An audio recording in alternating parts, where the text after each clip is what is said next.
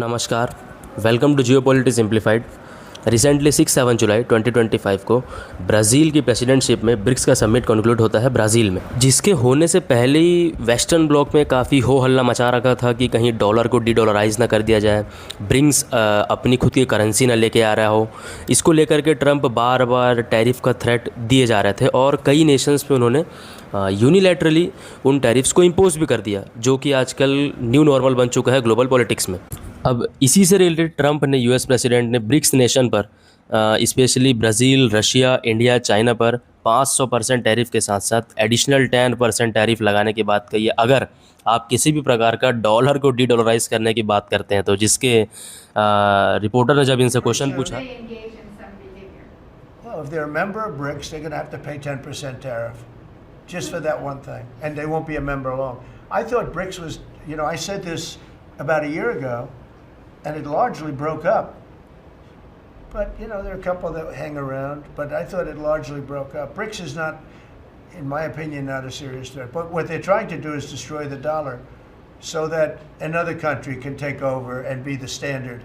And we're not going to lose the standard at any time. If you have a smart president, you will never lose the standard. If you have a stupid president like the last one, you would lose the standard. You wouldn't have the dollar as you. And if we lost the world standard dollar, that would be like losing a war, a major world war. We would not be the same country any longer. We're not going to let that happen. The dollar, you ever hear the expression, dollar is king? The dollar is king. We're going to keep it that way. तो जैसा video में देखा आपने, Trump is like I am the king, और जो dollar को छोड़ेगा Trump उसको तोड़ेगा।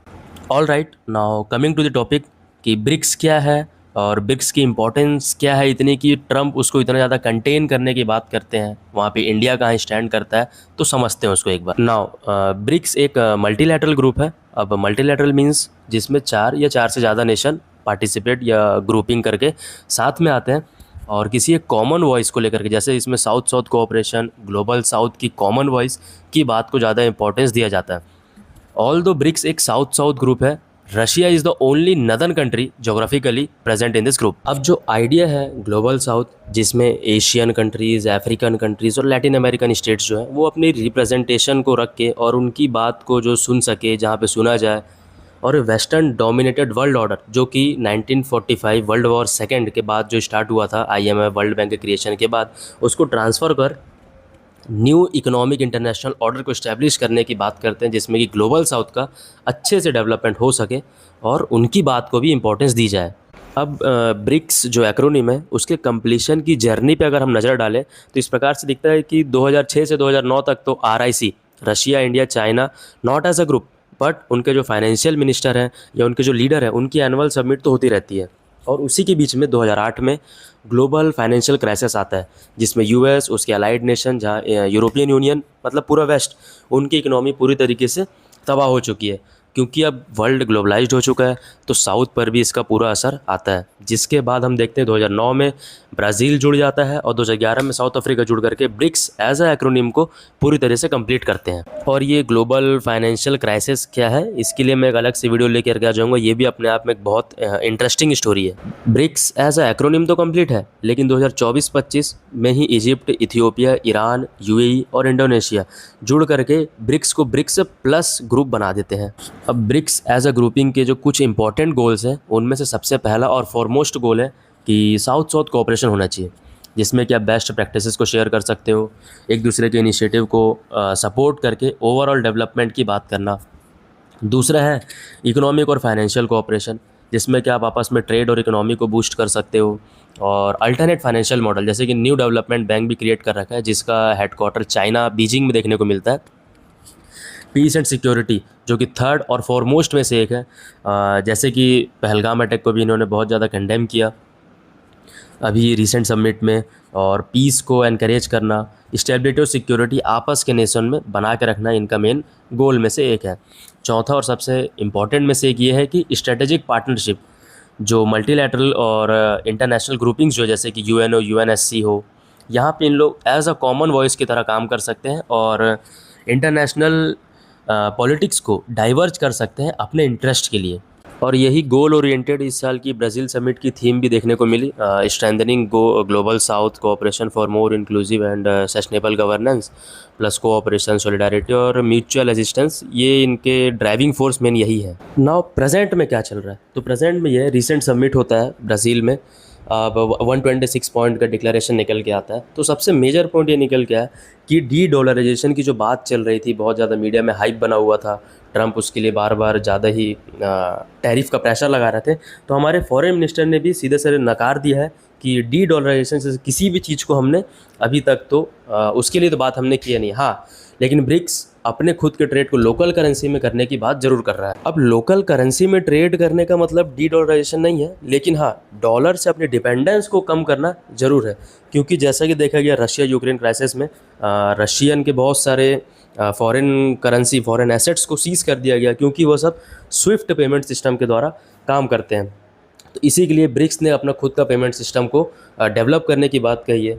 दूसरा निकल के आता जो पहलगाम टेरर अटैक हुआ, टेरर अटैक से ज़्यादा अच्छा कहना होगा कि मैसेकर जो हुआ रिलीजन ग्रुप के नाम पर, उसको स्ट्रिक्टली कंडेम्ड किया गया है, प्लस टेररिज्म को कॉम्बैट करने की बात की गई है। और इसी तरह 126 पॉइंट का डिक्लेरेशन साइन होता है, जिसमें कि इंटरनेशनल लॉज को फॉलो करना हो, यूएन चार्टर को फॉलो करना हो, यूएनएससी आईएमएफ जैसे बड़े बड़े इंस्टीट्यूशंस में रिफॉर्म की बात हो, क्लाइमेट चेंज, क्लाइमेट फाइनेंस, ये सब मल्टीपल टॉपिक्स जो कि इंटरनेशनल पॉलिटिक्स में बने हुए हैं, उन सब पे बहुत अच्छे से ही बात की गई है और एक कंसेंसस बिल्डिंग करके डिक्लेरेशन निकाला गया है। अब अगर डी डॉलराइजेशन नहीं हो रहा है, सिर्फ रिफॉर्म्स ओरिएंटेड ही समिट रहा, तो इशू क्या है, जो बार बार बहुत सारे न्यूज़पेपर आर्टिकल्स में भी हमको उसके बाद भी देखने को मिलता है कि Trump threaten BRICS for the tariff, और ऐसे मल्टीपल आर्टिकल्स आपको लगभग हर न्यूज़पेपर चैनल में कवर होते हुए देखने को मिल जाएंगे कि ट्रंप ने बहुत सारे और टैरिफ इम्पोज कर दिए हैं ब्रिक्स नेशन पर। हालांकि ब्रिक्स नेशन ने इसको पूरी तरीके से डिनाउंस कर दिया है कि हम ट्रंप के टैरिफ को नहीं मानते। मेजरली जो कंसर्न है वेस्ट का वो ये है कि कैसे ब्रिक्स राइज कर रहा है, मार्जिन से जो सेंटर तक का सफ़र रहा है। ग्लोबल इकोनॉमी में शेयर अगर हम बात करते हैं तो ब्रिक्स का 35% है, G7 का 30% है। पॉपुलेशन शेयर ब्रिक्स की 40+ पॉपुलेशन है वर्ल्ड की, और वहीं G7 की 10% है। मतलब ब्रिक्स नेशन के पास ज़्यादा पोटेंशियल वर्कर्स हैं, ज़्यादा स्किल्ड लेबर्स मिल सकते हैं। नॉमिनल जीडीपी में भले ही G7 हमसे आगे 45.9 ट्रिलियन में है, लेकिन ब्रिक्स 32 ट्रिलियन डॉलर्स के पास है, जो कि 2047 2050 तक इसको कवर करके इसको आगे भी निकल जाएगा। अब जिस ग्रुप के पास इतना ज़्यादा पोटेंशियल होगा, वो ग्रुप डी डॉलराइजेशन को ना बढ़ावा दे करके भी वो इनडायरेक्टली कहीं ना कहीं डी डॉलराइज तो कर ही रहा है, ऐसा सोचना है ट्रंप का। इसी के लिए वो इतना ज़्यादा टैरिफ इम्पोज करने की बात रेगुलर कर रहे हैं। Although BRICS has internal issues itself, लेकिन जैसे कि चाइना इंडिया का बॉर्डर इशू है, पाक चाइना का नेक्सस को देकर के इंडिया के जो कंसर्न्स हैं, फिर चाइना के जो डेट ट्रैप की पॉलिसी जिसको कि ब्राज़ील साउथ अफ्रीका भी उसके अगेंस्ट में ही है, फिर भी ये सबको साइड रख के भी ब्रिक्स अपने आप में एक मजबूत ईंट के जैसे टिका हुआ है और आगे बढ़ ही रहा है। अब ब्रिक्स में भारत का स्टैंड क्या है और भारत के चैलेंजेस क्या है उसको देखते हैं एक बार। भारत और यूएसए के बीच मल्टीपल मीटिंग्स चल रही है ताकि फ्री ट्रेड एग्रीमेंट को साइन किया जा सके, और उसी बीच ब्रिक्स का ट्रंप के द्वारा एंटी अमेरिकन कॉल करना बिल्कुल इंडिया के हित में नहीं है। दूसरी तरफ 2026 में ब्रिक्स की प्रेसिडेंटशिप इंडिया के हाथ में रहने वाली है, जिसकी थीम भी लगभग गोल ओरिएंटेड ही है, building resilience and innovation for cooperation and sustainability. इसका मतलब ये है कि आदान प्रदान अच्छे से हो, सामानों का या टेक्नोलॉजी का इनोवेशन में साथ में काम करे और सस्टेनेबल होकर के काम किया जाए।